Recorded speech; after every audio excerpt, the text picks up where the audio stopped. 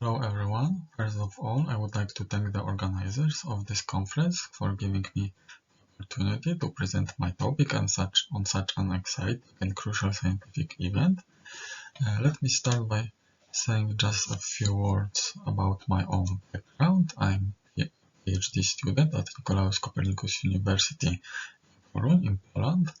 I'm special educator, special needs teacher. My scientific projects, I focus primarily on issues connected with disability, especially in the context of media, new technologies, and the internet.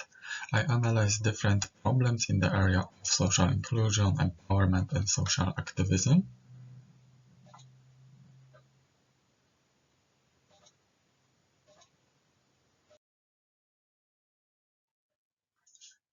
Society has a significant impact on the functioning of the individual. Our well-being depends on how we create social structures and living conditions.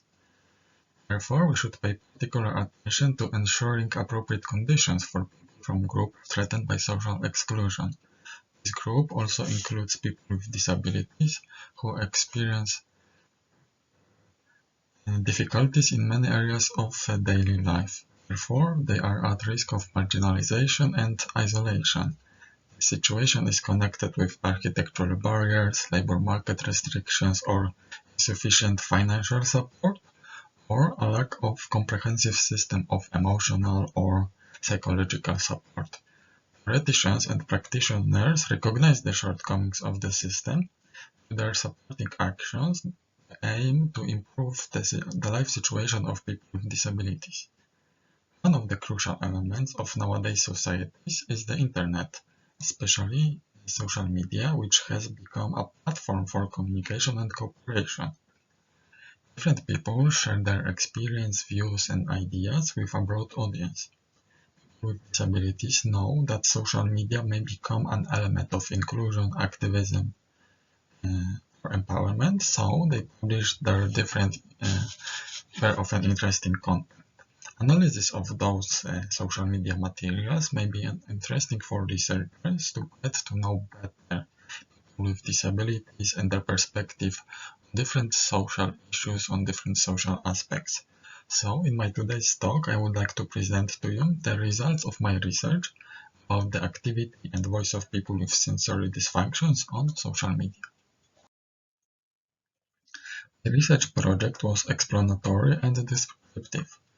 The purpose was to explore and observe the functioning and self-expression of people with visual and hearing impairments or dysfunction on selected social media in the context of social inclusion. The purpose of the study was to answer the main research question, which was what self-expression content do people with visual and hearing impairments present on social media.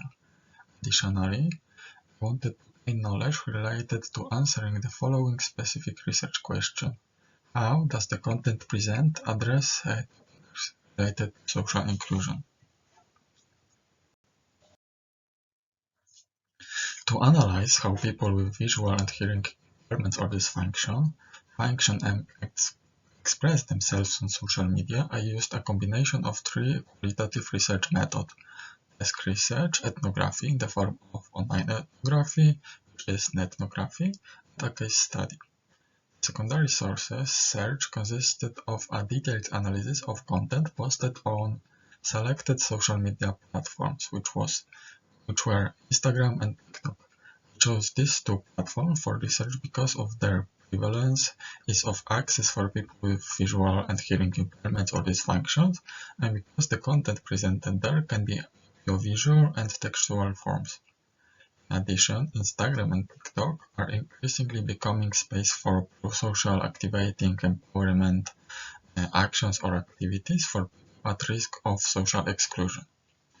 Therefore, it is worth looking at whether these processes also apply to people with visual and hearing impairments concerning strengthening social inclusion.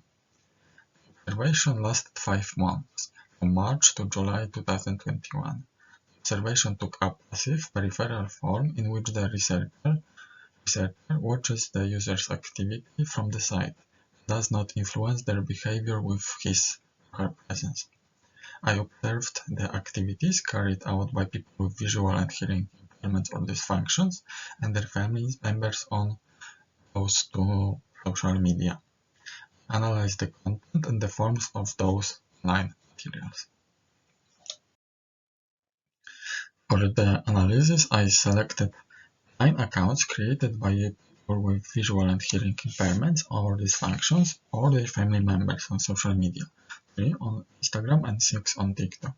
To obtain relevant research material for the data analysis, I selected accounts characterized by extensive activity, high frequency of content publication, engagement in interaction with the audience, for example through comments, and a large audience.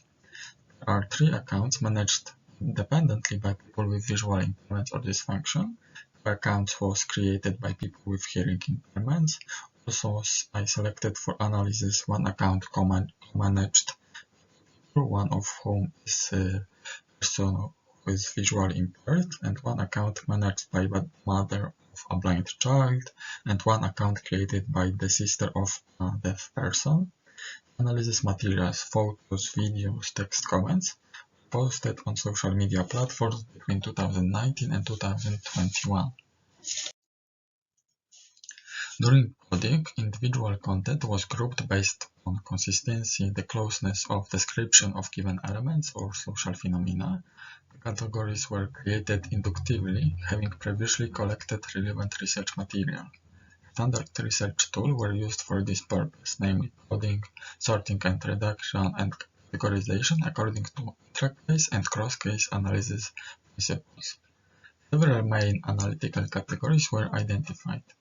Categories were generated through coding and categorization from an emic perspective, so they are not theoretical, but developed from the data. Analysis of the collected material allowed me to distinguish 9 main thematic categories of content published by people with sensory dysfunction on social media, which are everyday life, medical information, modern technologies, forms of support, taboos, humor, social activity, relationship, and leisure time. Due to the limited time of my talk, I cannot discuss each of these aforementioned content categories in detail. Instead, I have described my analysis in an already published paper. This article is in English, but if one of you would be interested in reading the details of my analysis, I can of course send you an English translation of my text.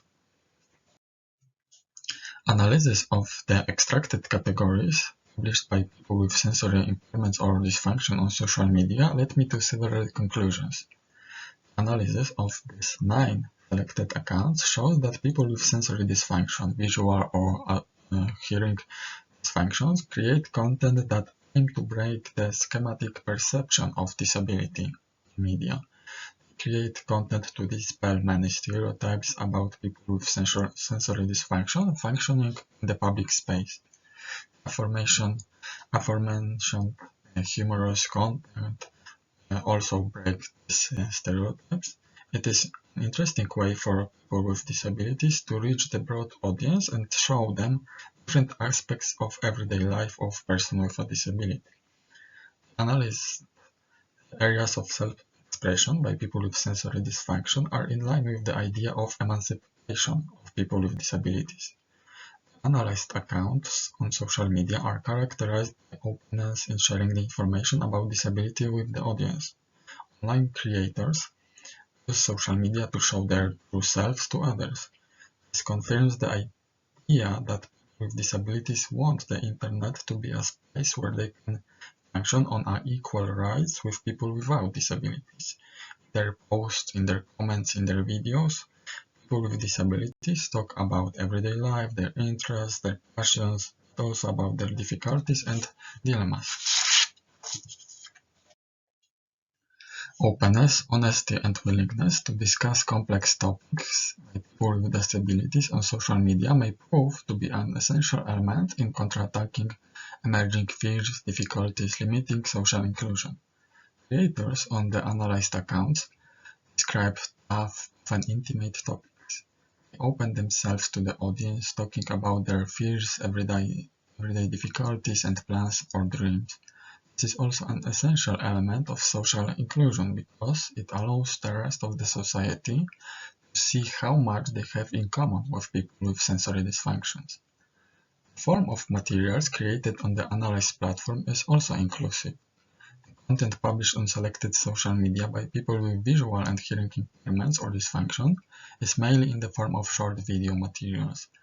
In each video there are detailed descriptions of what is the picture, or there are subtitles about the videos. In their videos, authors often answer questions from observer followers. Analysis showed that the creators do not avoid answering difficult, controversial questions, and they openly answer questions about health or social relationships. Raising such issues by people with sensory dysfunctions help raise awareness about disability, which may lead to deeper social integration in the long run. Therefore, the activities of people with visual and hearing impairments on social media can be seen as part of the debate on the inclusion of people with disabilities in mainstream in the context of social cultural activities. In the published content, people with visual and hearing impairments or dysfunction devote a lot of space describing critical social issues. As a key area of contemporary social life, social media can enhance the empowerment and social inclusion of people with disabilities. Thank you.